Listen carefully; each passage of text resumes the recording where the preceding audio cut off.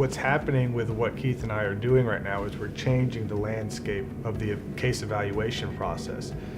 Attorneys and insurance companies and adjusters, they're all accustomed to certain cases having certain values. But what we're finding is their evaluation system is skewed, it's off, it's not right. It doesn't take into consideration the true harms and losses that our clients have sustained. Many times we have people that are young, 20, 30, 40-year-old individuals that have a long life expectancy. They got a lot of life to live, and they're going to live with a lot of hurt and a lot of pain. And I don't think that's ever really been taken into consideration on a large-scale basis. People just think, hey, they're going to have some future medical bills, they're going to have some past medical bills, pay those, and everything will be fine. But everything's not going to be fine. Their overall ability to enjoy their life has been significantly diminished. And that's what I think we are in the process of explaining to these insurance companies and to juries, is that there's much more going on with these claims than just medical bills. We're talking about somebody's happiness, their ability to enjoy their life. And I think that when Keith and I go into a courtroom together, we are able to clearly bring that to light for juries. And in the process, we get favorable verdicts many times for our clients. These verdicts spread like a wildfire to the insurance company, and therefore changes the way that they evaluate the cases, we believe.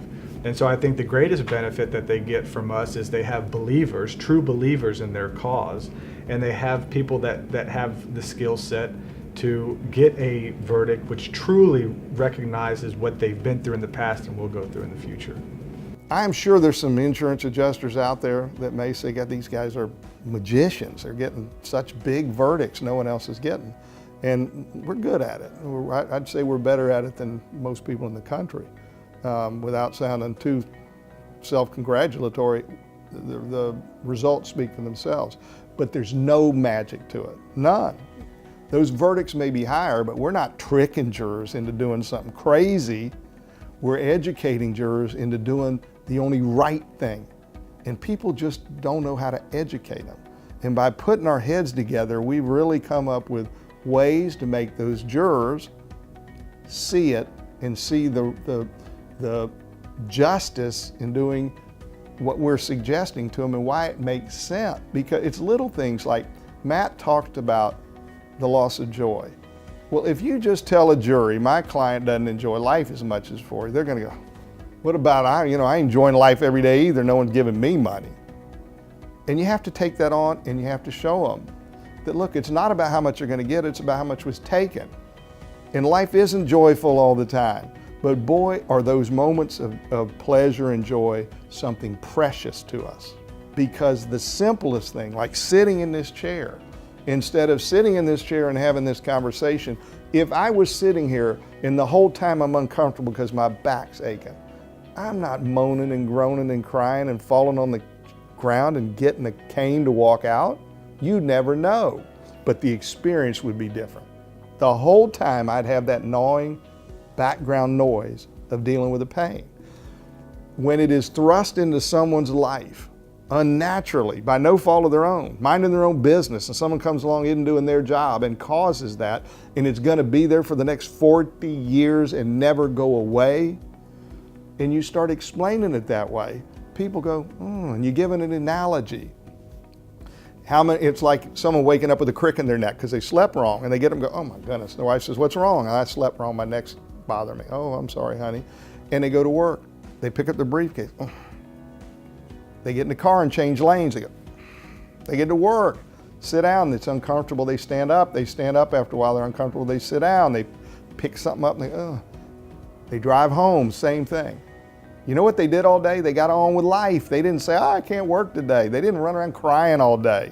No one would know but them and their wife when they get home. What's wrong, honey? This thing's driving me crazy. Next morning, what? I was hoping it'd be gone. Same thing all day. Same, they're still working, but now it's starting to affect his mood. Now he's getting cranky with it. Comes home, he's a little short with his wife. His wife says, you need to go to the doctor. Part because she feels bad, part because she doesn't want the crankiness. Goes to bed that night, wakes up the next morning and wife's brushing her teeth in the bathroom and she hears him go, hallelujah. She says, what? He goes, it's gone. Well, you know what my client's suffering with? All of that, but there's no hallelujah, ever. All of a sudden, the juror's no longer going, get out the hankies and violins, you look fine to me. Because they're all of a sudden realizing, you know what, this is serious to have injected that in their life. And for this younger person or whatever the age you are, to have that extra burden, it's never going away. So what Matt and I are doing is finding ways to take decent people on the jury and simply changing the perspective to a fair perspective, and now they're doing the right thing.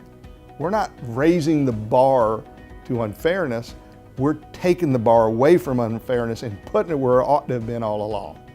Of all the things he and I have accomplished, that moving the bar together is something that when I'm an old man laying on a deathbed, I will think of Matt Morgan and what we're accomplishing right now, because it is significant for a lot of people, not just this law firm, for a lot of people. And I'm not saying that to sound important, I'm saying it because it is important.